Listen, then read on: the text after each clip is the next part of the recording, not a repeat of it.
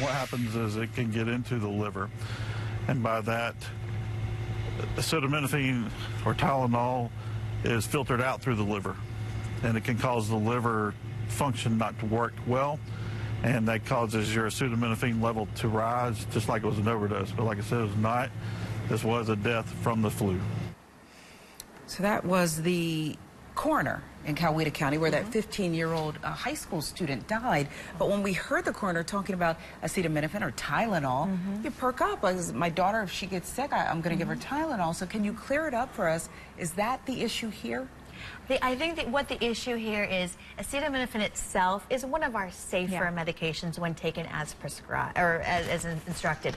But if you take too much, especially if you're taking a combination cold and flu, and then you also take some Tylenol, and you also take something else, you can very easily get 2 to 3 times a dose because it is in so many different medications. Okay. And would the flu cause your liver to not function properly? So if somebody gets really sick from the flu or anything, it starts to cause things to shut down as well. So what I tell all adults, when I had the flu, I took acetaminophen, and I also took ibuprofen because they're not related.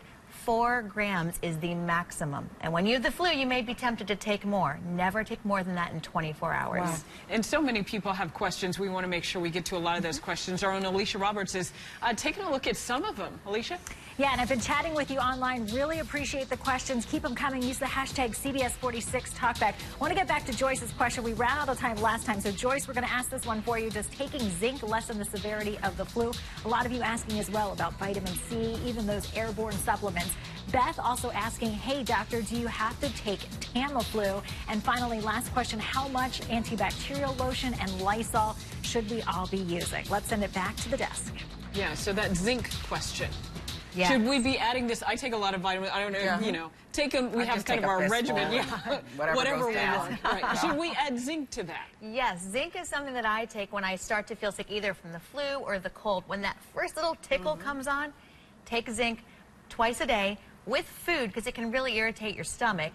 But really only you need to take it when you start to feel sick. And it's been shown with both the cold and the flu to lessen the severity and lessen the duration as well. There's a couple others. So you asked about vitamin C. Vitamin C may help, but only if you're taking it regularly. Others, vitamin D and probiotics may also help if you're taking them regularly beforehand. Get on Amazon right now and order this stuff. What about the Tamiflu? Because, we did have somebody ask about that as well. Beth asked about that.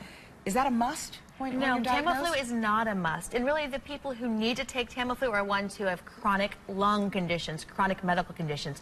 For the rest of us, you don't necessarily need to take it. All it will really do is shorten the duration of the illness by about a half a day to a day or two, and it can have some side effects, so it is absolutely not a must.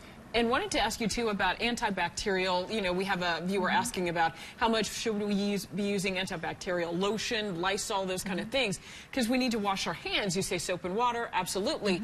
But antibacterial products, what about those? So, Tracy, this is a very good question for our viewer who asked it. Very good question, because we do overuse these as a general rule. So I say hand sanitizer, which is antibacterial, when you need to. When you are someplace that you can't get to soap and water, then use it. But as soon as you can get to a sink, wash your hands with soap and water. And when you're home, for the most part, you don't need antibacterial unless you're at the sink with raw meats. So the industrial dispensers that I have in every room, those need to be removed tonight, You may notice your children have a little film on them at the end of the day. I dip her in it sometimes because, kids, they just in flu season, hey. All right, Dr. I'll hold her off. Appreciate it very much. Stay right there. Hey, be sure to stay with us for continuing coverage on the flu. We are dedicated to giving you up-to-the-minute information, the very latest on air, and 24/7 online, too, at CBS46.com.